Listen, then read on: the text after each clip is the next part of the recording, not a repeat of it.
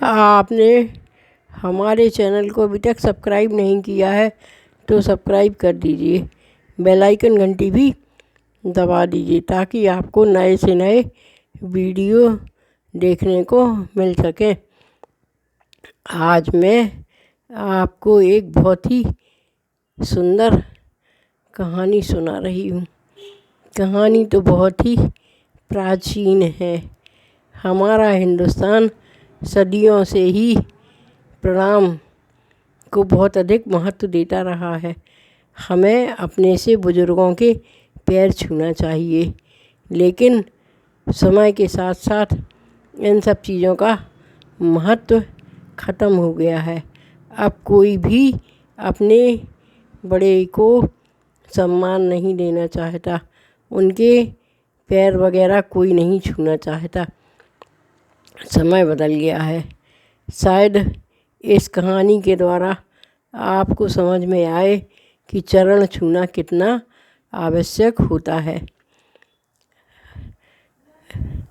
जो है महाभारत का युद्ध चल रहा था। युद्ध में भीष्म पितामह भी शामिल थे। वो कौरवों की तरफ से शामिल थे और कृष्ण जो है पांडवों की तरफ से शामिल थे। एक बार क्या हुआ कि भीष्म पितामह ने प्रतिज्ञा की। उनकी प्रतिज्ञा तो बहुत ही मायने रखती थी। वो जो करते थे वो करते भी थे। उन्होंने भीष्म पितामह ने प्रतिज्ञा की कि हम कल सुबह अर्जुन और चारों पांडवों का वध कर देंगे। कल युद्ध समाप्त हो जाएगा। कृष्ण ने मालूम चला कि भीष्म पितामह ने इस तरह की प्रतिज्ञा कर ली है, तो उन्होंने रात में ही द्रौपदी का हाथ पकड़ा और उससे कहा, लंबा सा घूंघट डालो और मेरे संग चलो। द्रौपदी ने पूछा कि क्या बात है? बोले चुप रहो। तो वह चुप हो गई और वह पकड़ के द्रौपदी को ले गए पितामह के शिविर में और बाहर खड़े हो गए और बोले, जाओ पितामह को प्रणाम करो। सुबह होने में कुछ ही देर थी। वह गई और उसने पितामह को प्रणाम कर लिया। पितामह ने कहा, सदा सौभाग्यवती रहो। और उन्होंने सोचा कि कौरवों के दल से कोई महिला हमारे चरण स्पर्श करने के लिए आई है। जब उन्होंने कह दिया सदा सौभाग्यवती रहो, तो कुंती ने अपना चेहरा हटाया। भीष्म पितामह बड़े असमंजस में पड़ गए और बोले, क्या अकेली आई हो? उन्होंने कहा, नहीं, कृष्ण हमें यहाँ लेके आए हैं। उन्होंने कृष्ण को बुलाया। बोले, आपको पता था कि मैं कौरवों का वध करने वाला हूँ और आपने मेरे ही दूसरे वचन से उसको मिथ्या कर दिया। अब मैं कौरवों का वध कैसे करूँगा? कृष्ण भगवान हंसने लगे। भीष्म पितामह बोले, आप तो सदैव से ही छलिया रहे हो। और दूसरे दिन युद्ध हुआ। भीष्म पितामह को अर्जुन ने सैकड़ों बाण मारे और वे बाणों की सैया पर लेट गए। तो हमारा कहने का मतलब यह है कि अगर हम अपने से बड़ों का पैर छूते हैं और वो जो आशीर्वाद देते हैं, उस आशीर्वाद का हमें बहुत अच्छा फल प्राप्त होता है। इसी संदर्भ में मैं आपको दूसरी छोटी कहानी सुना रही हूँ। एक ब्राह्मण था। उसके यहाँ कोई संतान नहीं थी। वह दोनों पति पत्नी शिव जी के अनन्य भक्त थे और शिव जी की बहुत अधिक पूजा करते थे। बहुत अधिक पूजा करने से जो है शिव जी उन पर प्रसन्न हुए। शिव जी ने कहा, भाई तुम लोगों ने हमारी इतनी अनन्य पूजा की है, तो उस बदले में कुछ मांगो। तो दंपत्ति ने कहा, महाराज आपकी कृपा से हमारे पास सब कुछ है, धन दौलत सुख शांति सब कुछ है, पर हम निर्वंशी हैं। हमारा वंश कैसे आगे बढ़ेगा? हमें तो पुत्र चाहिए। शंकर जी हंसने लगे। बोले, भाई तुम्हारे भाग्य में पुत्र तो है ही नहीं, पर तुमने इतना पूजन किया है तो हम तुमको पुत्र दे सकते हैं। बताओ तुम्हें कैसा पुत्र चाहिए? एक पुत्र तो वह होगा जो कि मंद बुद्धि होगा, और जो है लंबी आयु प्राप्त करेगा। और एक पुत्र वह होगा जो कि 12 वर्ष की आयु में ही मर जाएगा, पर वह बहुत अच्छा ज्ञानी होगा, आपको माँ बाप को सुख शाम देने वाला होगा। तो ब्राह्मण बोले, कहने लगे, भगवान हमें 12 वर्ष वाला ही बेटा दे दो, क्योंकि मैं 12 वर्ष तक तो उसको अच्छे से प्यार कर लूँगा, वह बुद्धिजीवी होगा, हम लोगों की 12 वर्ष तक सेवा कर लेगा और हम उसके बाद संतोष कर लेंगे। भगवान ने तथास्तु कह दिया और चले गए। कुछ महीने बाद ब्राह्मणी के यहाँ पुत्र पैदा हुआ। ब्राह्मणी बड़ी खुश हुई, ब्राह्मण भी बड़ा खुश हुआ।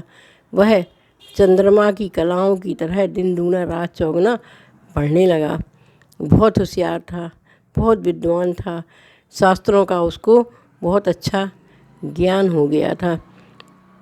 पर समय बहुत तेज़ी से निकल रहा था। होते होते 12 वर्ष पूरे होने को आ गए। तो ब्राह्मणी को बड़ा दुख हुआ। ब्राह्मणी ने कहा, अब क्या करें? ने कहा, कुछ नहीं, अब जो भगवान को करना है वही होना है। उस ब्राह्मण ने अपने बेटे को काशी नगर में भेज दिया और बोले, भाई जाओ और गंगा के किनारे बैठ जाओ, जो भी तुम्हें मिले सुबह उसको तुम चरण वंदन करना। उन्होंने कहा ठीक है। वह चला गया और काशी गंगा की घाट पर बैठ गया। जो भी सुबह आता सबके चरण छूता और सब उसको आशीर्वाद देते। एक दिन वह यही कर रहा था कि वहाँ सप्त ऋषि आ गए।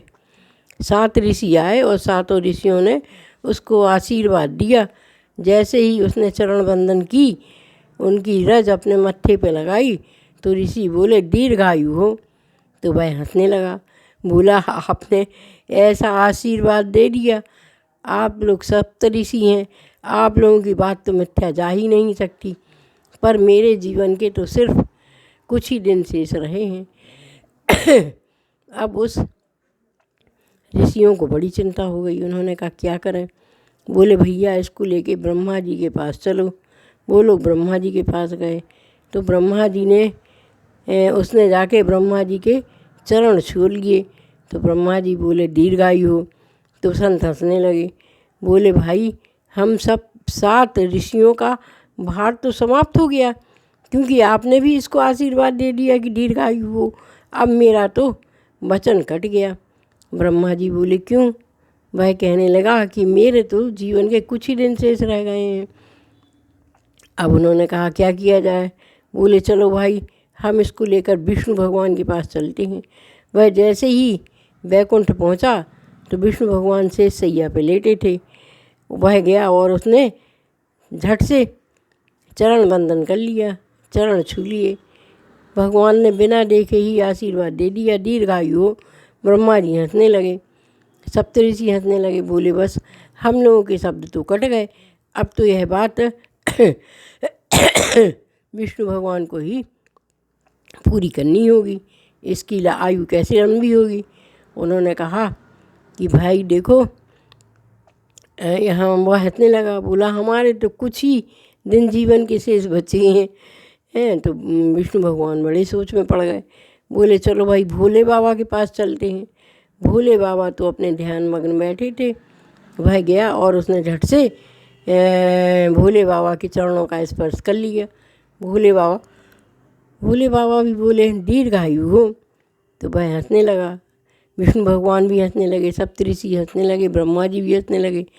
तो भोले बाबा ने अपने नैन खोल के देखा तो उन्होंने कहा, अरे मैंने क्या अनर्थ कर दिया, मैंने तो इसको ही कम आयु का वरदान दिया था। अब इसकी आयु में तो सिर्फ 24 घंटे ही शेष रह गए हैं। अब क्या करें? भगवान की कुछ समझ में नहीं आ रहा था। सब लोग हंसने लगे, बोले, हम सब लोग तो अब जो है कोई भी अधिकार नहीं रखते, अब आपको ही इसके जीवन की लंबी आयु देना होगी। भगवान ने कहा, ठीक है बेटा, तुम जाओ हमारे मंदिर में और मंदिर से बाहर नहीं निकलना। वह बालक शिव जी के मंदिर में चला गया। काशी विश्वनाथ के मंदिर में बैठ गया और वहीं ओम नमः शिवाय का जप करने लगा। जब उसकी आयु का समय पूरा हो गया तो यम के दूत पहुंच गए। अब वो यम के दूत पहुँचे तो वहाँ पर जाकर उन्होंने देखा कि बालक तो ध्यानमग्न काशी नाथ के चरणों में बैठा है। काशी विश्वनाथ के मंदिर का बड़ा महत्व था। कोई भी यम का दूत तो मंदिर के अंदर जा ही नहीं सकता था। वे वापस गए, उन्होंने यमराज को बताया। यमराज जी आए। यमराज जी ने भोले बाबा से लड़ाई करना शुरू कर दी। बोले, भाई हमारे इस बालक को अपने मंदिर से बाहर निकालो। भोले बाबा बोले, नहीं, वह मंदिर से बाहर नहीं निकलेगा, क्योंकि मैंने उसको दीर्घायु का आशीर्वाद दे दिया है। वह कहने लगे, यमराज जी, आपने ही तो उसकी आयु निश्चित की थी 12 वर्ष की। अब 12 वर्ष पूरे हो गए हैं, आप संसार का नियम क्यों खराब कर रहे हैं? अब उसकी मृत्यु का समय आ चुका है, उसे मंदिर से बाहर निकालो। भोले बाबा अपना भाला लेकर यमराज से लड़ाई करने के लिए तैयार हो गए। आखिरकार यमराज को वहाँ से वापस ही आना पड़ा और उस बालक की आयु बहुत लंबी हो गई। वह बहुत वर्षों तक जीवित रहा। आपको शायद उस बालक का नाम तो ज्ञात नहीं होगा। उसको मार्कंडेय ऋषि कहती हैं। वह मार्कंडेय ऋषि के नाम से विख्यात हुआ। हमारा कहने का तात्पर्य यह है कि इन छोटी छोटी कहानियों में जो ज्ञान छिपा है, उन ज्ञानों का आप लोग थोड़ा सा मनन करिए और मनन करने के बाद आप यह सोचिए कि हम भी अगर सब बुजुर्गों का और अपने गुरुजनों का आशीर्वाद चरण वंदन करके लेंगे तो हमारे भी बहुत सारे पाप नष्ट हो जाएंगे और हमें भी उनका आशीर्वाद सदैव ही मिलता रहेगा। इसलिए सभी को चाहिए कि हमें सुबह प्रातःकाल उठकर अपने गुरु, माता पिता और अपने से बुजुर्गों का आशीर्वाद तो ले लेना चाहिए जिससे कि हमारा भी कल्याण हो सके। अगर आपको थोड़ी सी भी कहानी पसंद आती हो तो लाइक कर दिया करिए, सब्सक्राइब कर दिया करिए। दादी को ज़्यादा ज्ञान तो है नहीं है, जितना ज्ञान है उसको ही मैं आप सबको प्रदान करना चाहती हूँ। धन्यवाद।